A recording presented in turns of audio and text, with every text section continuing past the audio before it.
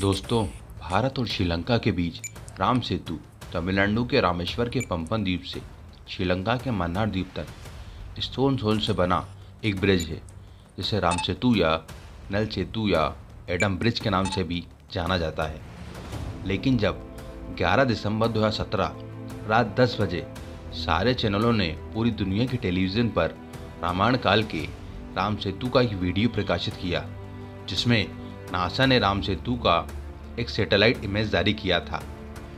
उस video clip को जब पूरी दुनिया ने देखा तो सबके होश उड़ गए और पूरी दुनिया की नज़र श्रीलंका और भारत के बीच बने इस राम सेतु पर टिक गई, क्योंकि राम सेतु की तस्वीर को इस तरीके से ना आज तक दिखाया गया और ना ही इस तरह से दिखाने की कोशिश की गई। जिस मुद्दे को लेकर भारत में सदियों से बहस चल रही थी, उस मुद्दों पर मानो नासा ने पूर्ण विराम लगा दिया। दोस्तों, ये वीडियो बहुत ही इंटरेस्टिंग होने वाली है, इसलिए चैनल को सब्सक्राइब जरूर करें।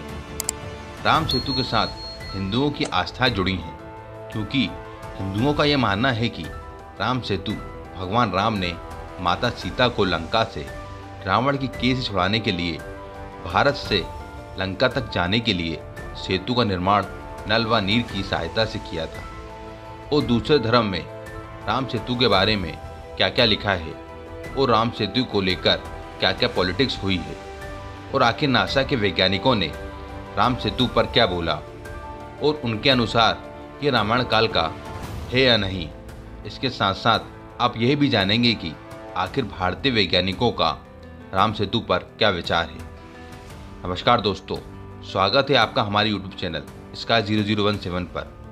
दोस्तों, जैसे कुछ लोगों का मानना है कि राम सेतु मैडमेन ना होकर नेचुरल है, यानी कि मानव द्वारा बनाया गया है, या नहीं यह वह प्राकृतिक है।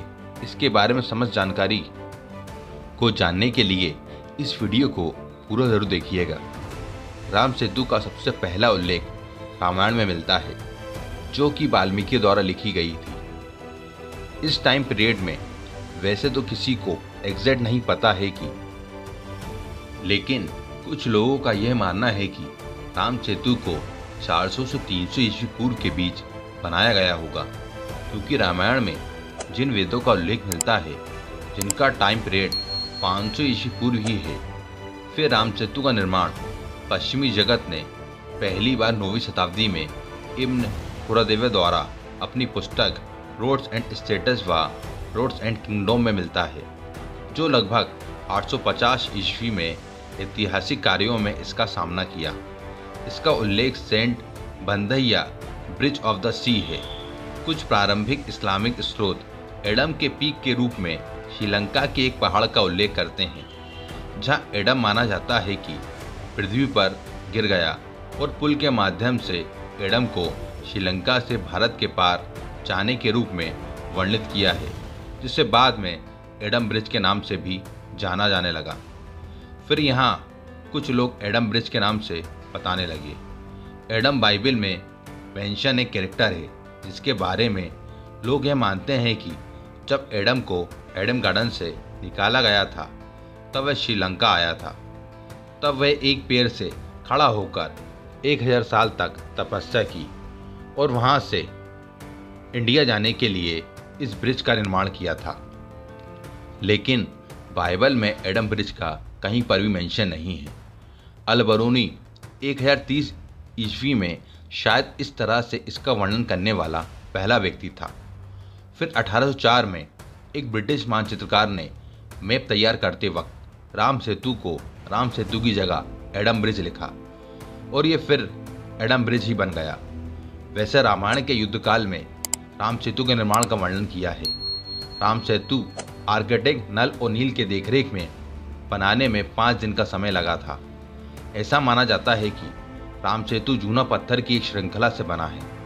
ये पुल करीबन 48 किलोमीटर लंबा है। रामायण में उल्लेख है कि ये पुल पत्थरों से बनाया गया था, और ये पत्थर नल और नीर के स्पर्श से पानी में तैरते थे। समुद्र में इन चट्टानों की गहराई 3 फुट से लेकर 30 फुट के बीच है।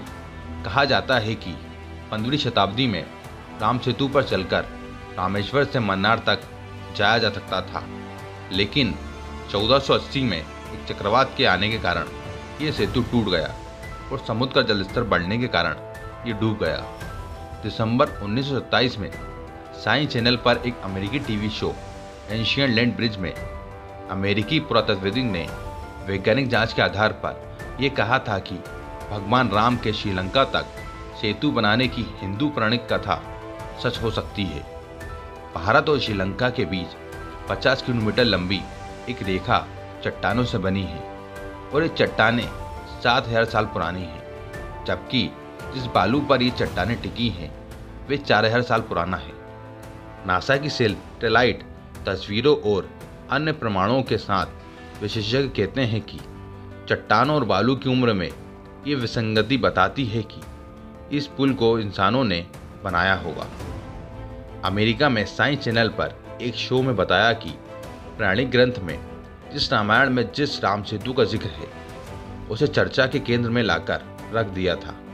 इसमें यह दावा किया था कि यह ढांचा वास्तव में मानव निर्मित है, न कि प्राकृतिक।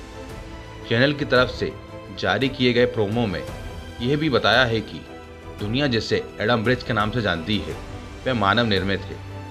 हिंदू के पौराणिक ग्रंथ में जिस पुल का जिक्र है और जो भारत श्रीलंका को जोड़ता है वह सच में ही भूवैज्ञानिकों का विश्लेषण तो कुछ ऐसा ही बताता है। इसमें अमेरिकन भूवैज्ञानिकों ने कहा है कि भारत में रामेश्वरम के नज़दीक पंपन द्वीप से श्रीलंका के मन्नार द्वीप तक लंबी बनी पत्थरों की श्रृंखला मानव निर्मित है। भूवैज्ञानिक एरिन अर्गिलियान ने इसका विश्लेषण करते हुए कहा है कि तस्वीर में दिख रहा पत्थर सैंडबार बालू पर है जो आसपास से पानी के साथ बहकर आया है, जबकि डॉक्टर एलन लेस्टर का ऐसा मानना है कि यहाँ पर सैंड पहले से मौजूद था, जबकि उसके ऊपर पत्थर बाद में लाकर रखा गया है। वैसे इसको धनुषकोडी भी कहा जाता है क्योंकि यहाँ से श्रीलंका तक वानर सेना के माध्यम से नर और नील ने जो पुल बनाया था उसका आकार मार्ग धनुष के समान ही है। इन पूरे इलाकों को मन्नार समुद्री क्षेत्र के अंतर्गत माना जाता है। धनुषकोडी ही भारत और श्रीलंका के बीच एकमात्र स्थलीय सीमा है जहाँ समुद्र नदी के गहराई जितना है, जिसमें कहीं कहीं भूमि नजर आती है। भारत के दक्षिण में धनुषकोडी तथा श्रीलंका के उत्तर पश्चिम में पंपन के मध्य समुद्र में 48 किलोमीटर चौड़ी पट्टी के रूप में उभरे एक भूभाग के उपग्रह से खींचे गए चित्रों को अमेरिकी अंतरिक्ष अनुसंधान संस्थान नासा ने जब 1993 में दुनिया भर में जारी किया तो भारत में इसे लेकर राजनीतिक वाद विवाद का जन्म हो गया था। इस पुल जैसे भूभाग को राम का पुल या राम सेतु कहा जाने लगा।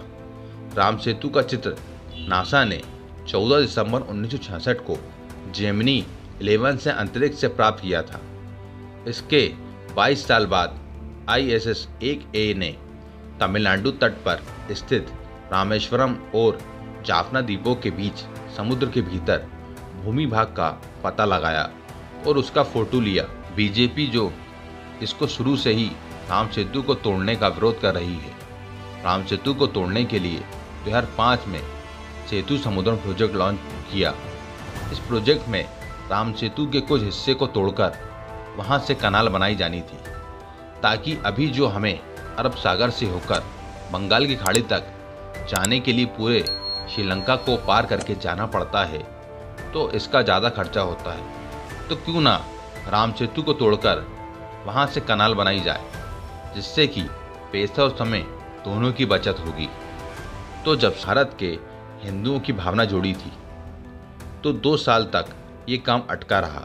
फिर मामला सुप्रीम कोर्ट के अंदर चला गया और 2007 में जूलॉजिकल सर्वे ऑफ इंडिया ने ये साफ साफ कह दिया था कि राम सेतु मैन-मेड नहीं बल्कि नेचुरल है। क्या पता ये उन्होंने कैसे कह दिया, बिना किसी रिसर्च के। आपको नहीं लगता कि इसमें कोई बड़ी साजिश की गई होगी? लेकिन सुप्रीम कोर्ट ने सेतु समुद्रण प्रोजेक्ट के बढ़ते विरोध को देखते हुए इसे बंद करने का ऑर्डर दे दिया।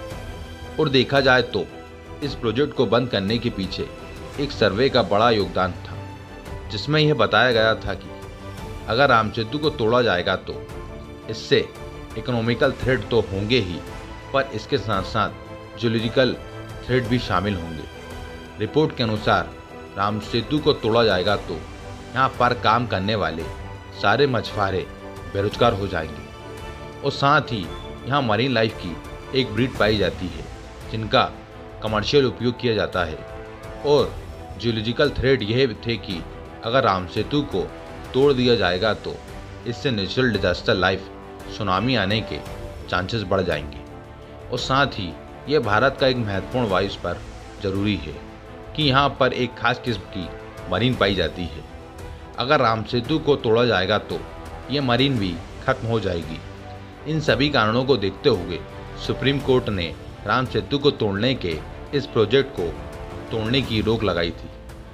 अब इस पूरे वीडियो को सबसे बड़ा क्वेश्चन यह रह जाता है कि क्या राम सेतु एक मैन-मेड है या फिर यह नेचर द्वारा बनाया गया है। तो इसके लिए 2021 में एक टीम बनाई गई थी जो राम सेतु की कंप्लीट स्टडी करके सामने लाने वाली थी, लेकिन फिर इसका क्या हुआ इसका कुछ पता नहीं चला।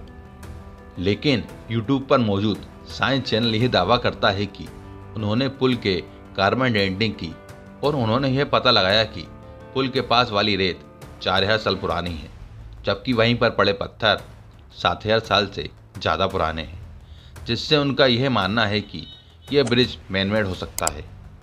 तो इससे यह पता लगता है कि राम सेतु मैनमेड हो या ना हो, लेकिन राम सेतु की उम्र लगभग 7000 साल के आसपास है। इससे ये अंदाज़ा भी लगाया जा सकता है कि ये भगवान श्री राम की टाइम पर ही बना होगा, क्योंकि श्री राम के जन्म के समय नक्षत्रों की स्थिति जब प्लूटोनियम सॉफ्टवेयर में डाला गया था तो यह पता चला कि ये नक्षत्रों की ये पोजीशन आज से 7000 साल पहले 10 जनवरी 5114 ईसा पूर्व को बनी थी। लेकिन जब आप गूगल कर राम सेतु के कार्बन डेटिंग को सर्च करेंगे तो आपको कोई ऑथेंटिक सोर्स नहीं मिलेगा जहां से आपको पता चल सके कि राम सेतु की उम्र 7000 साल ही है। और साथ ही रामायण में श्री राम का जन्म त्रेता युग में बताया गया है, जिसकी कैलकुलेशन करने पर यह पता चलता है कि यह टाइम आज से 1.29 मिलियन ईयर्स पहले का है। और चौंकाने वाली बात तो यह है कि प्लूटोनियम सॉफ्टवेयर में भी श्री राम के नक्षत्र 7000 साल के बीच मैच हुए ही हैं, लेकिन 1 मिलियन ईयर्स पहले भी ग्रह की यही पोजीशन थी, जिससे यह पता लगता है कि शायद रामायण 7000 साल पुराना ना होकर 1.2 मिलियन साल पुराना भी हो सकता है।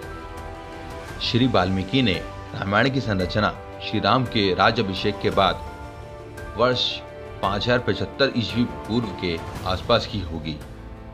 श्रुति स्मृति की प्रथा के माध्यम से पीढ़ी दर पीढ़ी परिचित रहने के बाद वर्ष 1000 ईस्वी पूर्व के आसपास इसको लिखित रूप से लिया गया होगा। इस निष्कर्ष के बहुत से प्रमाण मिलते हैं जिससे हम मान सकते हैं कि राम सेतु मानव निर्मित है और इसे भगवान श्री राम ने ही बनाया है। इसी के साथ ये वीडियो नहीं खत्म होती है। तो दोस्तों, आपको ये वीडियो कैसी लगी और आप राम सेतु को क्या मानते हैं, कमेंट बॉक्स में ज़रूर बताइएगा। वीडियो अच्छी लगे तो लाइक और शेयर ज़रूर करें। इसी तरह की इंटरेस्टिंग वीडियो देखने के लिए हमारे चैनल Sky 0017 को सब्सक्राइब ज़रूर करें। जय हिंद, जय भारत।